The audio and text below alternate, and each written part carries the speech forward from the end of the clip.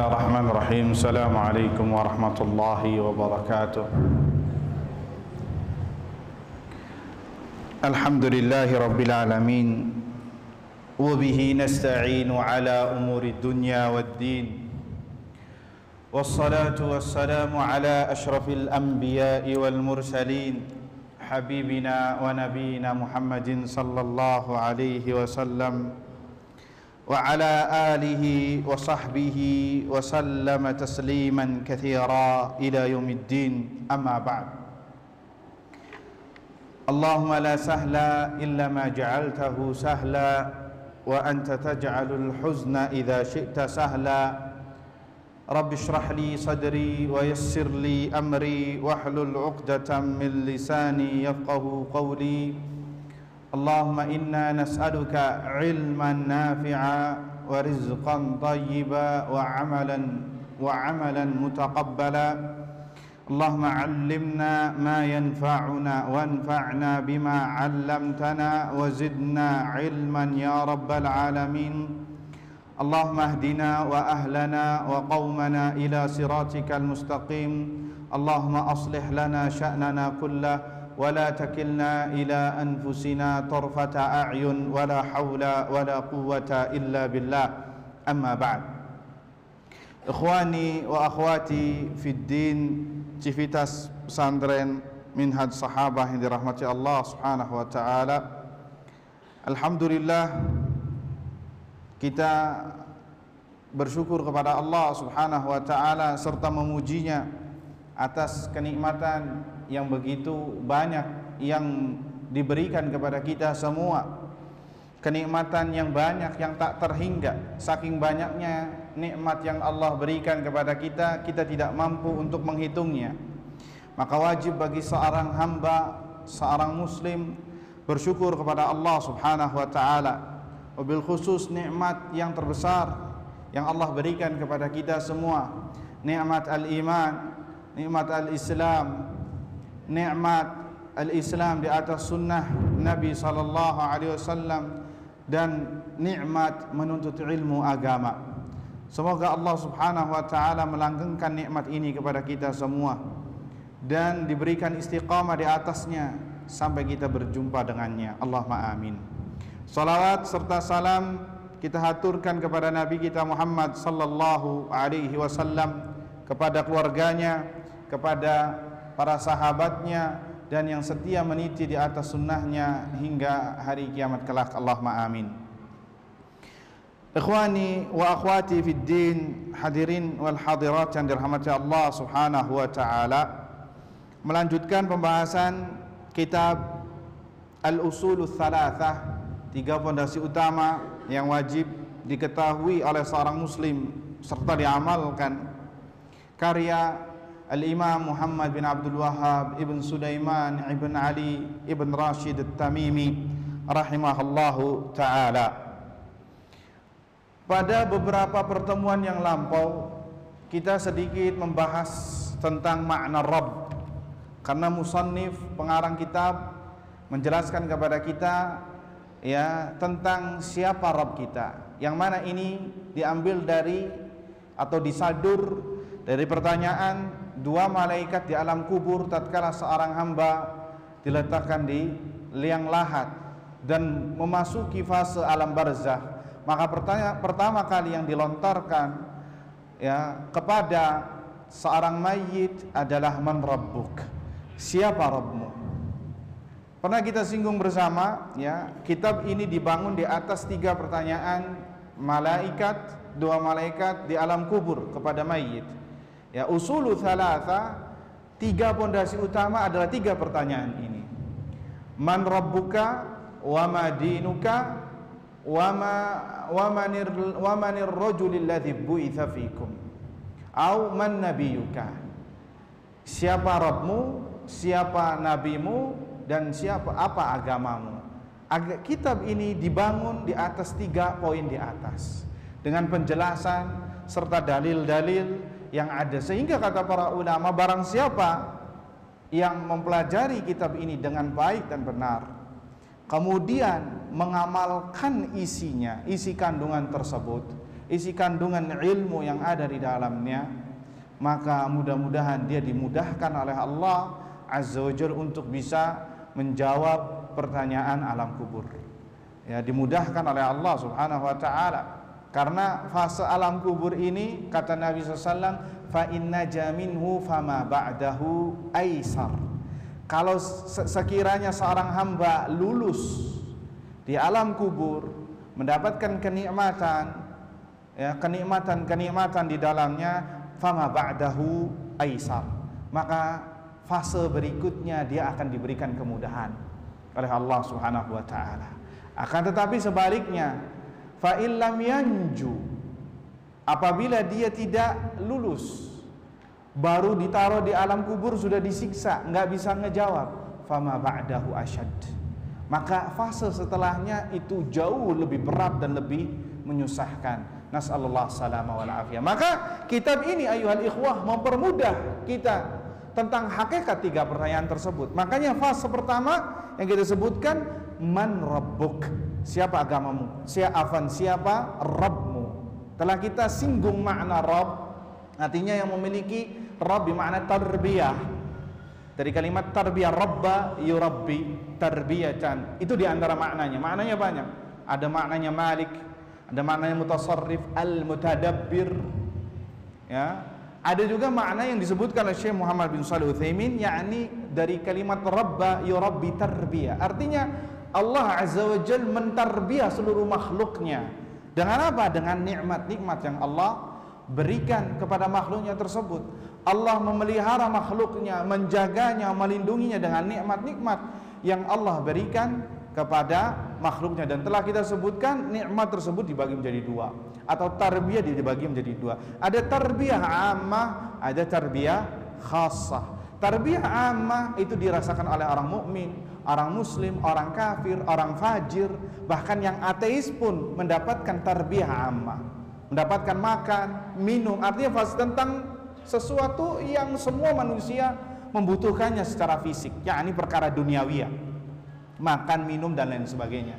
Kemudian ada tarbiyah al-khassah, dan ini hanya dirasakan oleh orang-orang yang mendapatkan, yang dipilih oleh Allah Subhanahu wa taala, yakni tarbiyah ar-ruhaniyah minal iman, dari iman, dari Islam, at-taqwa, khusyuk, ya, dan lain sebagainya, yang mana itu gizi bagi ruh, dan itu hanya pilihan Allah Subhanahu wa taala.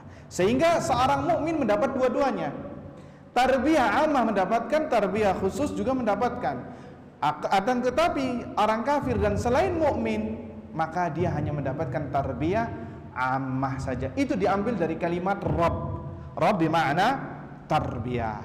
Tayyib ikhwani fiddin wal akhwat, a'azzani Allah wa iyyakum. Setelah menyinggung, ya, makna Rabb, disebutkan kata Syekh Muhammad bin Abdul Wahhab Sulaiman At-Tamimi rahimahullahu taala, wa huwa ma'budi, laisa li ma'budun siwa, laisa li ma'budun siwa.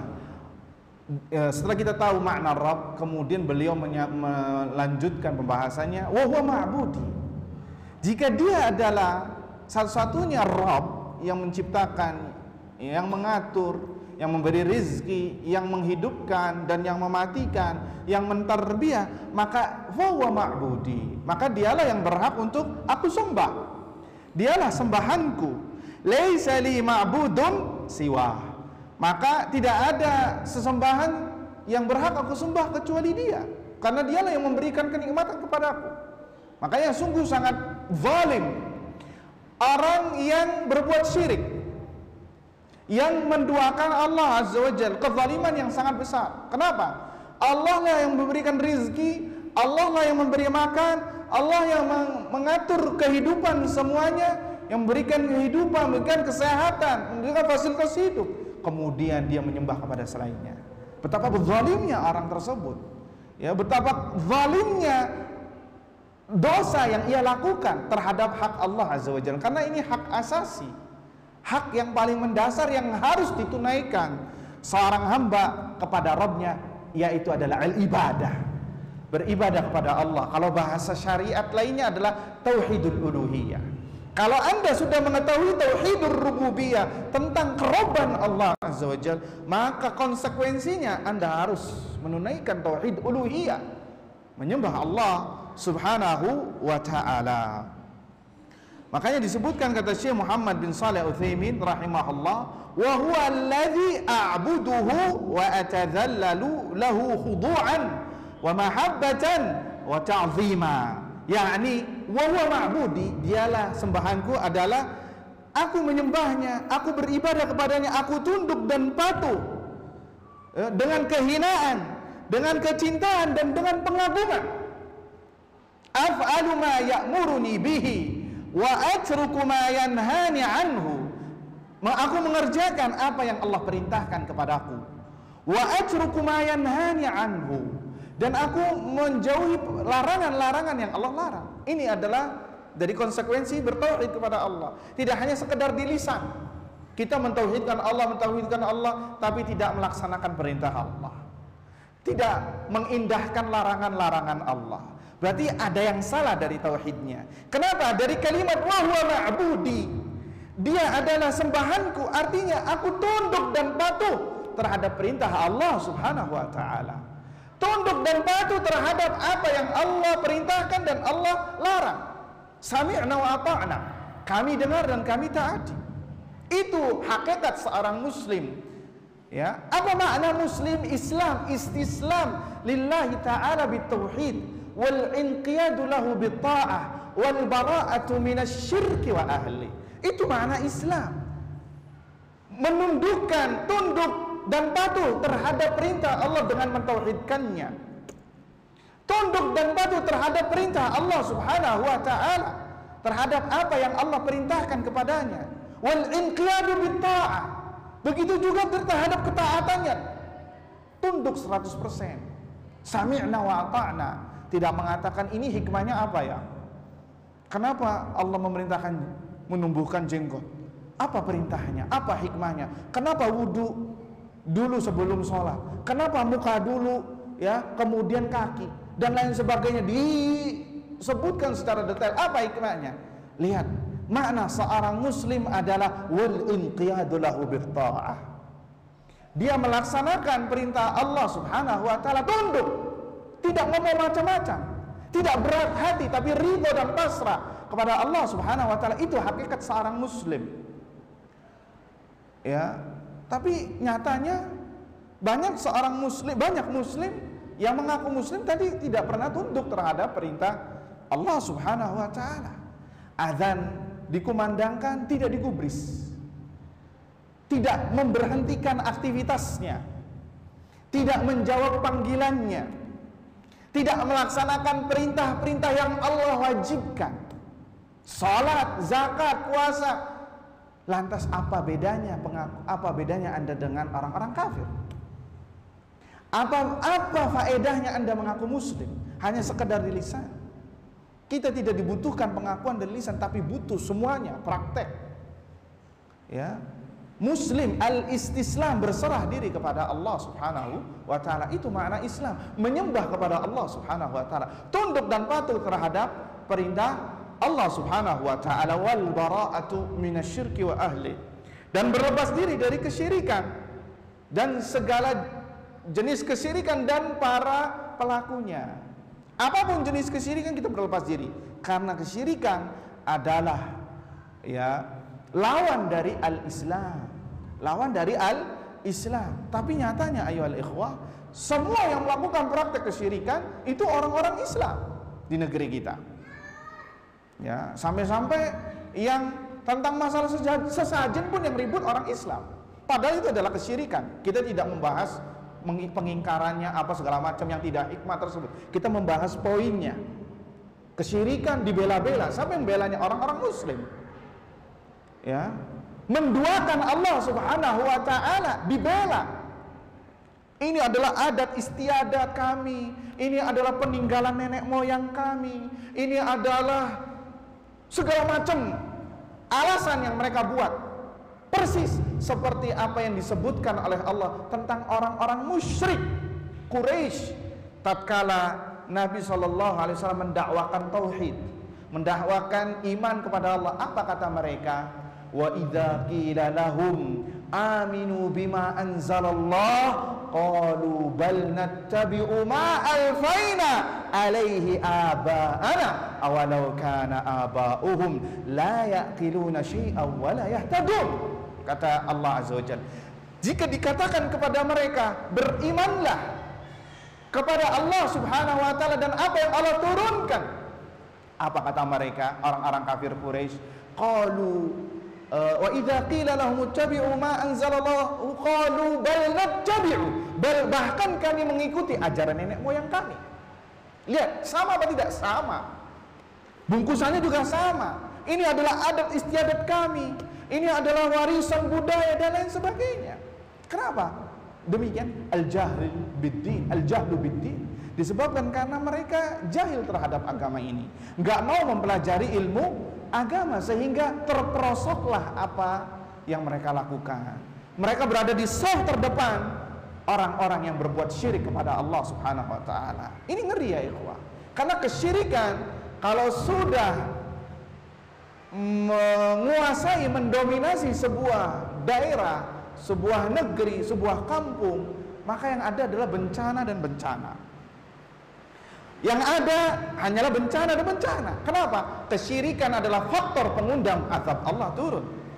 Antum simak, antum lihat ya, daerah-daerah yang langganan bencana sampai sekarang adalah daerah yang kesyirikannya paling parah, yang kesyirikannya sudah over, yang sudah tidak ada yang berani mengingkarinya, sudah tidak ada yang bisa merubahnya. Kalau sudah tidak ada yang merubahnya, tidak ada pengajian tauhid di situ yang mendakwahkan tentang hak-hak Allah Subhanahu wa taala, bahkan kesyirikan mendominasi di daerah tersebut, maka siap dieksekusi oleh Allah Azza wa Jalla. Allah langsung yang mengeksekusinya. Kenapa? Karena ini berkaitan dengan hak Allah Azza wa Jalla yang paling mendasar. Apa dalilnya? Dalilnya banyak. Di dalam Al-Quran disebutkan, di dalam hadis Nabi secara terang-terangan. Ya, Nabi SAW berpesan kepada kekasihnya Mu'adz ibn Jabal radhiyallahu anhu, ya Mu'adz, atadri ma haqqullahi 'ala al-'ibad wa ma haqqul 'ibadi 'ala Allah.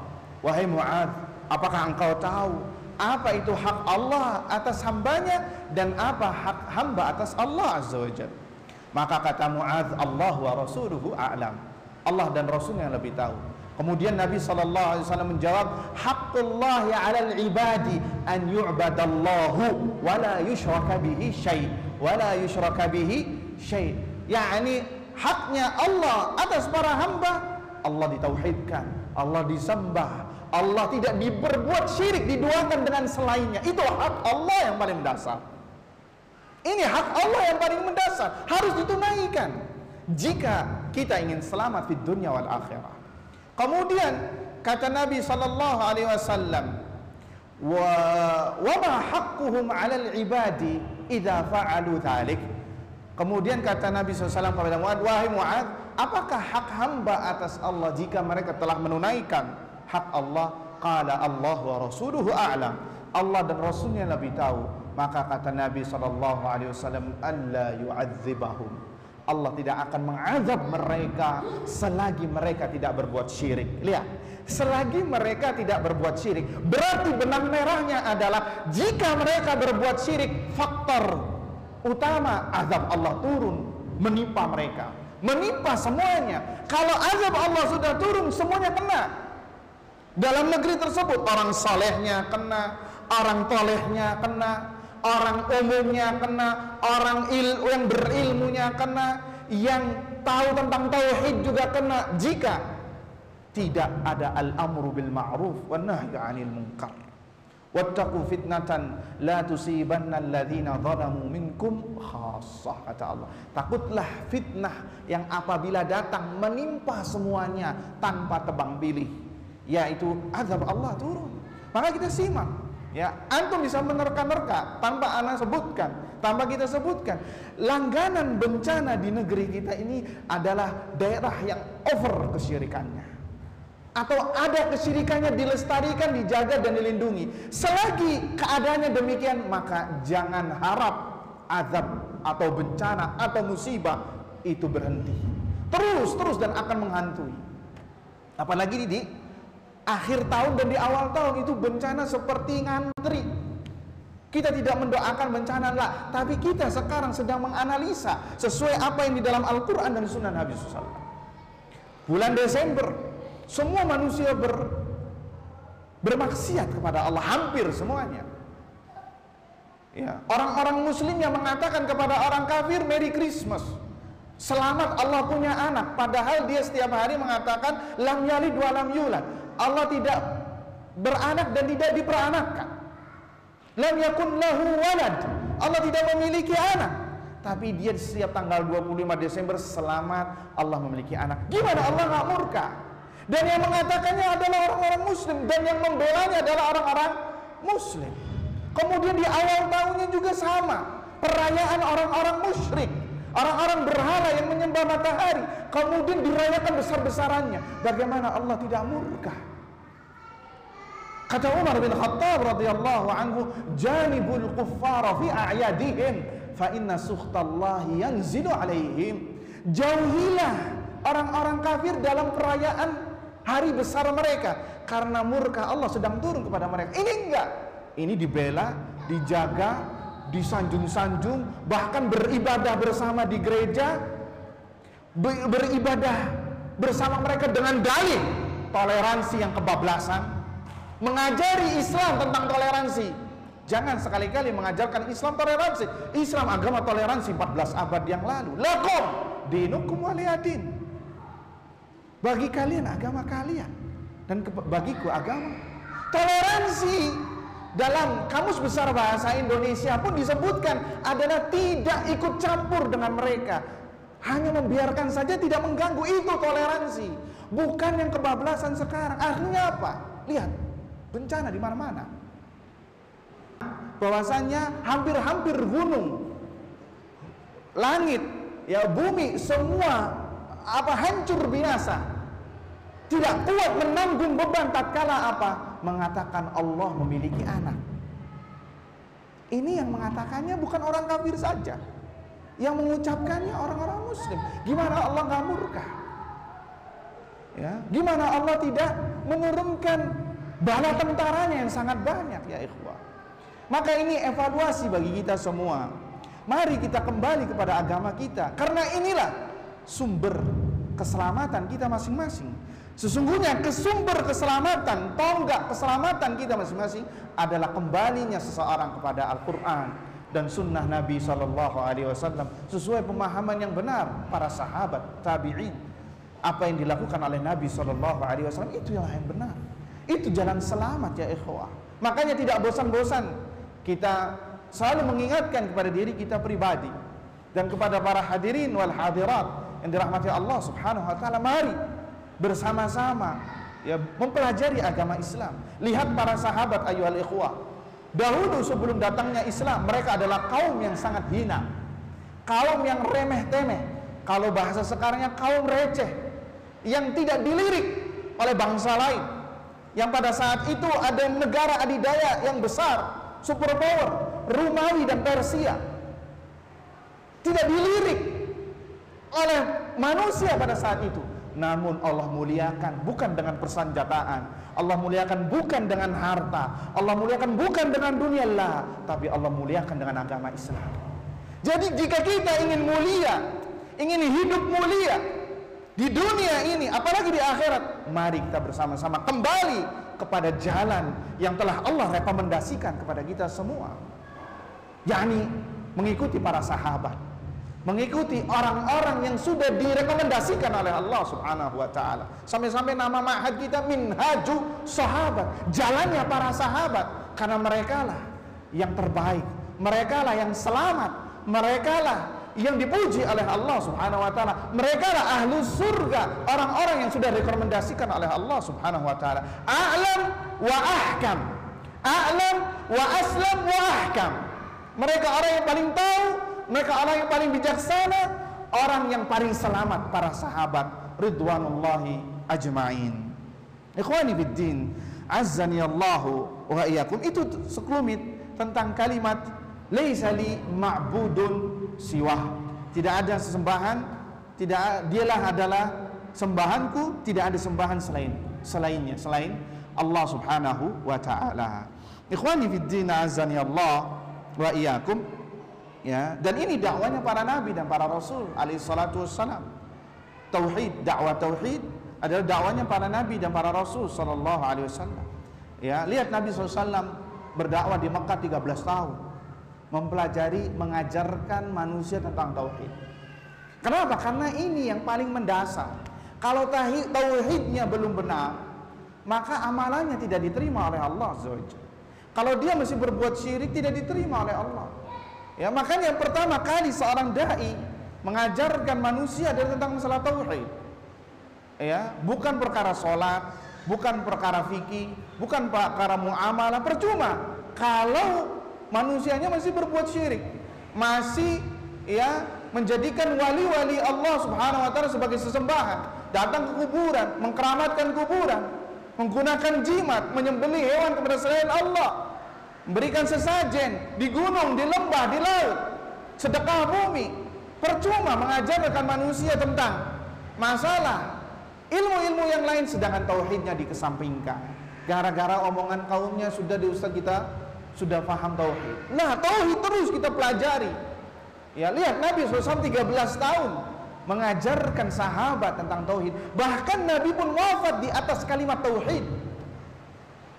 Nabi SAW wafat dalam keadaan berwasiat kepada umatnya tentang masalah tauhid, menjaga tauhid.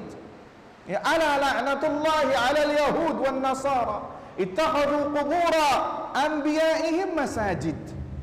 Ya, ketahuilah bahwasanya Allah melaknat Yahudi dan Nasara yang menjadikan kuburan para nabi mereka sebagai tempat sujud, tempat ibadah, tempat yang dikeramatkan. Dan omongan Nabi SAW sekarang waqi', sekarang terjadi. Yang melakukannya adalah orang-orang muslim.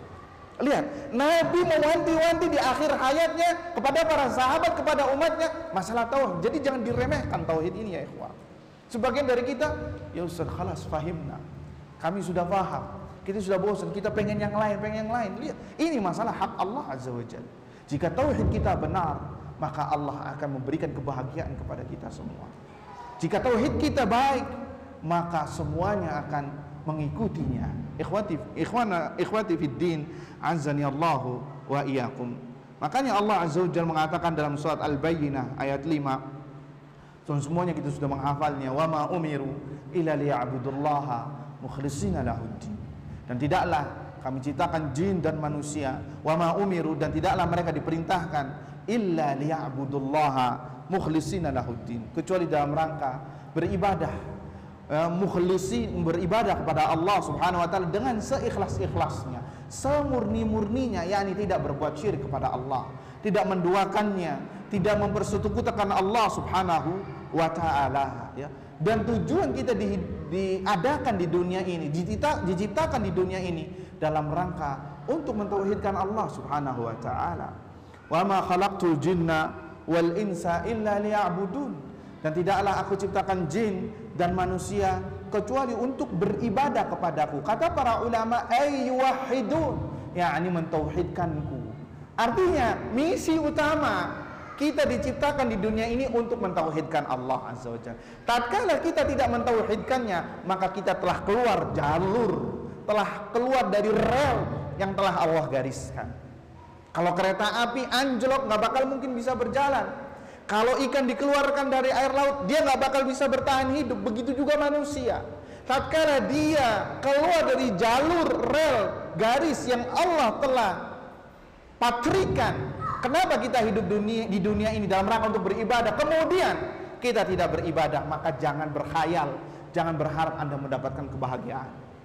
Jangan harap Anda akan mendapatkan kenyamanan, ketenangan, kedamaian di dunia wal akhirah, abadan, selamanya, selagi Anda tidak memuluskan misi Allah Subhanahu wa taala, yakni mentauhidkan Allah Subhanahu wa taala. Jangan takut rizki, Allah yang menanggung rizki. Makanya dalam ayat berikutnya Allah mengatakan apa? Wa ma khalaqtul jinna wal insa illa liya'budun ma uridu minhum min rizqin wa ma uridu an yut'imun Innallaha huwar razzaqu dzul quwwatil matin. Aku tidak menginginkan dari mereka rizki, dan juga tidak menginginkan dari mereka untuk memberi makan aku. Aku yang memberi rizki kepada mereka. Innallaha huwar razzaq dzul quwwatil matin. Sesungguhnya akulah, sesungguhnya Allah lah Ar-Razzaq, sang pemberi rizki. Dzul quwwah, yang memiliki kekuatan, wal matin, dan keperkasaan. Artinya bahwa kata para ulama, idza abadtallah wa wahhadallah fa'lam fa anna Allah sayarzuquka. Idza abadtallah wa wahhadallah razaqakallahu rizqan thayyiba. Jika engkau beribadah kepada Allah, mentauhidkan Allah subhanahu wa ta'ala, pasti Allah yang akan menjamin rizkinya kepada anda. Jika orang kafir saja diberi rizki, ya, yang kufur kepada Allah, yang menjadikan Allah sesembahan selain Allah sesembahan, ya, atau yang menjadikan Allah sebagai anak, dijadikan tandingan-tandingan, Allah masih bersabar kepada mereka, Allah memberi rizki. Apalagi orang yang ruku sujud kepada Allah subhanahu wa ta'ala, yang mentauhidkan Allah subhanahu wa ta'ala, pasti akan diberikan rizki. Maksudnya perkataan ini ayuhal ikhwah, kita jangan sampai digiurkan terhadap dunia sehingga kita lalai terhadap tujuan utama kita, yaitu mentauhidkan Allah subhanahu wa ta'ala. Makanya di dalam kesempatan yang berbahagia ini, izinkan saya menasihati diri saya pribadi dan kepada para hadirin wal hadirat yang dirahmati Allah subhanahu wa ta'ala, agar tidak bosan-bosan untuk terus mempelajari ilmu agama, terus mempelajari ilmu agama, ya, kepada yang telah diberikan ilmu. Alhamdulillah, di kawasan kita ada ustaz senior, Ustaz Yazid bin Abdul Qadir Jawas. Ambil ilmunya dari beliau, ya. Ustaz sepuh, ustaz senior, ya, ambil ilmunya dari beliau, hafizahullah ta'ala, ya. Orang-orang kibar, orang-orang yang sudah makan garam banyak, ya, ilmunya berkah insyaallah jika kita mengambilnya kepada para ulama, para dai, ya. Kita sama-sama mengambil ilmu dari orang-orang yang diberikan ilmu oleh Allah subhanahu wa ta'ala. Ikhwani biddin, azzani Allahu wa iyyakum. Dalilnya yang menunjukkan bahwasannya Allah subhanahu wa ta'ala ma'budi, laisa li ma'budun siwa. Allah adalah sesembahanku dan tidak ada sembahan selain Allah azza wa jal, adalah surat atau ayat yang sering kita baca di awal Fatihah. Alhamdulillahi rabbil alamin. Segala puji bagi Allah subhanahu wa ta'ala, Rabbul alamin, Rabb yang memiliki alam jagat raya ini, Rabb Al-Malik, Al-Mudabbir, Rabb yang memberikan rizki, yang mengatur semuanya, yang menghidupkan dan yang mematikan, itu Allah subhanahu wa ta'ala. Maka dialah yang berhak untuk diibadahi oleh kita semua. Ikhwani fiddin wal akhawat, a'azzani Allahu wa iyyakum. Itulah sekelumit tentang pembahasan bahwasannya, ya, ini adalah pembahasan yang telah kita sambung pada pertemuan yang lampau tentang makna Allah subhanahu wa ta'ala adalah Rabb, dan jika dia adalah Rabb, maka dialah berhak yang harus diibadahi, bukan yang lainnya. Wa sallallahu ala nabiyina Muhammad, subhanakallahumma wa bihamdika, asyhadu an la ilaha illa anta, astaghfiruka wa atubu ilaik. Assalamualaikum warahmatullahi wabarakatuh.